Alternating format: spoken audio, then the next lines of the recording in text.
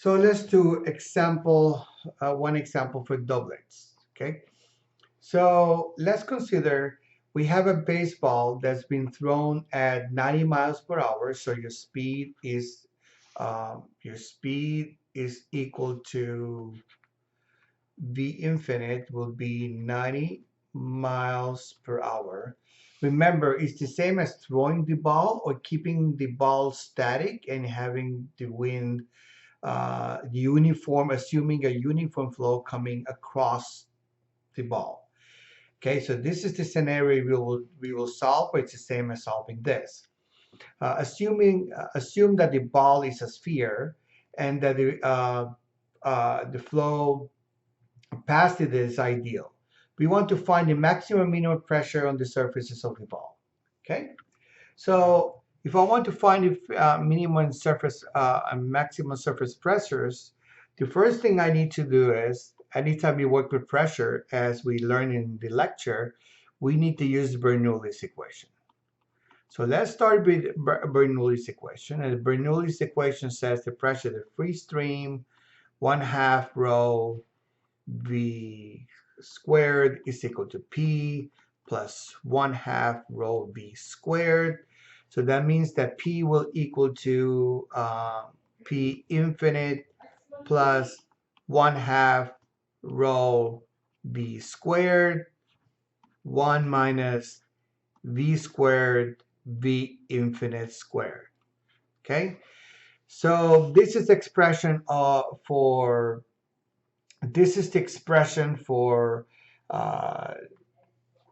pressure. And now we need to know what is the velocity, the total velocity acting on, this is the free stream. Remember, free stream was 90 miles per hour. That's given in the problem. We want to know what the V is, okay? So the velocity in your problem would be, of the ball would be your radial component plus your theta component, right? So we did this in class. So let's go for a doublet. Remember, doublet is the same as a doublet plus a uniform flow is the same as solving for a sphere subject to uniform flow. So this is what you end up having.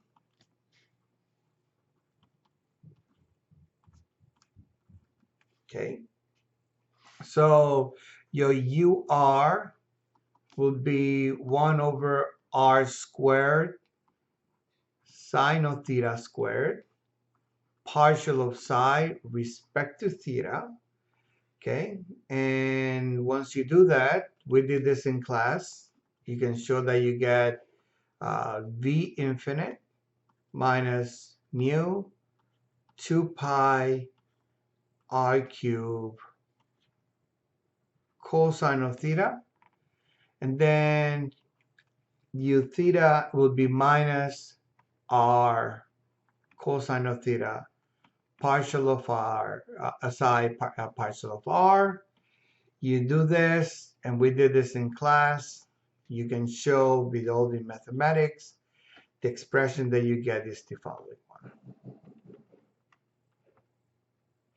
Okay, so now we want to find the pressure, and note that we want to find the pressure on the ball, okay, the maximum minimum acting on the surface of the ball. Okay, so since I want to find the surface of the ball, we need to know what is your what will be your value of A. Okay, so we know that your stream function is equal to 0 on the surface. Okay, so if I did that, u infinite over 2 R squared sine of theta squared minus mu 4 pi R sine squared of theta. This is equal to 0. Then from here, you find that R is equal to A. You can solve for this. This is cubed mu 2 pi over VA, V infinite. Okay? So now this value, I can plug my value of R in here, that value of R in there. Okay, so then if I did that, I can show that my new expression on the surface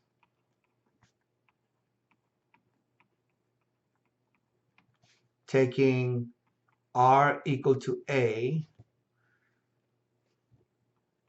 equal to the square root of 3 mu 2 pi v infinite gives you the following. Gives you ur at r equal to a. This gives you 0. And then u of theta at r equal to a. This gives you minus 3/2 sine squared u v infinite. Okay, so now I take this and you can see that your v squared ur squared plus u theta squared, this expression is 0. So this whole thing is equal to this 3/2 sine of theta v infinite. Okay. So now I can replace that in your p, and your p is equal to p infinite plus 1/2 rho v infinite squared 1 minus 9/4 sine squared of theta v squared, and then we had v squared at the bottom. So this whole expression then will give you 1/2 rho v infinite 1 minus 9/4 sine squared, and this expression is general for any sphere. So your p maximum, that means that your p max, note that this is a subtraction, so p maximum will occur when this is 0. So that is 0 when your theta is equal to either pi or is equal to 0. So that's right, 0 or pi. Okay, so if that's the case, then you find that this is the expression you get. 1/2 rho v infinite. And then if it's p minimum will be the location where your p is actually going to be a positive number. So the maximum value is when your sign is 1. Since it's squared, you can have any of these two values, and you can show that your answer is plus 1/2 rho v infinite squared, 1 minus 9/4. So this gives you p infinite minus 5/8 rho v infinite squared. Okay, so if I replace now the values that were given in the problem, you find that your p maximum is equal to, okay, so this is p infinite, changing inches to feet. This is converting miles per hour to feet second squared. You multiply all this, you find this is 2,136 pounds per feet cubed, the same as 14.83 psi. The minimum would be the same, but then you use this expression, I plug in all the numbers, and you finally get 2,093 pounds per feet cubed. This is 14.53 psi. Okay, so this is how you will solve this problem. It's quite simple, and that's how actually doublets and uniform flow actually works.